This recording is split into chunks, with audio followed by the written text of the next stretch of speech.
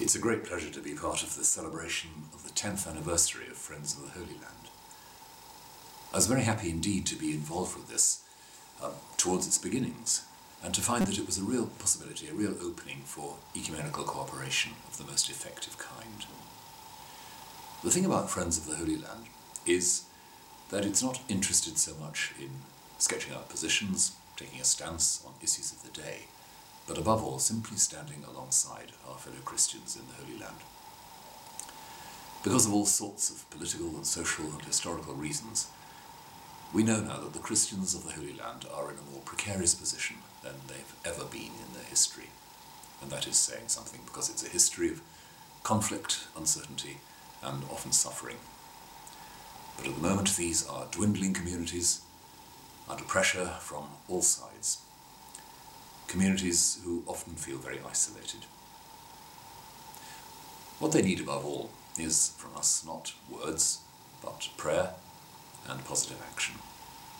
And what Friends of the Holy Land has done and is doing and will do is that positive action which creates opportunities for Christians in the Holy Land to survive there, to have work, to have the possibility of moving around, developing their own concerns, securing themselves in a precarious situation. I know from my own experience that those who travel to the Holy Land simply to be with and listen to the Christian communities there have found an almost disproportionate response of gratitude and appreciation.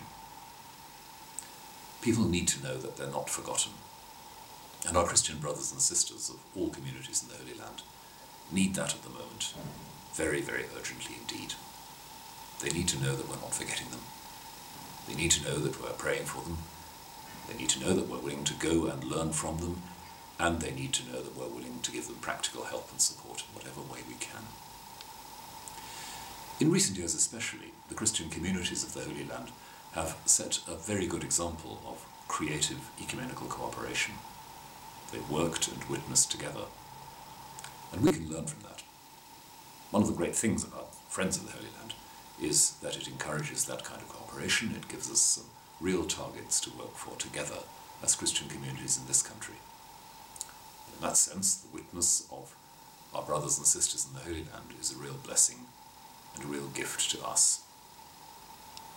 So my hope and my prayer is that the 10 years and more ahead will give us lots more opportunities of showing that practical love and solidarity, going deeper into that prayer for our friends, our brothers and sisters there, continuing to learn from them, to be enriched by them, and to be enriched by that extraordinary and unique history which the Christians of the Holy Land have, and which they give to us and make alive for us in new ways, time after time. It's a great happiness to wish every blessing to Friends of the Holy Land in their work ahead.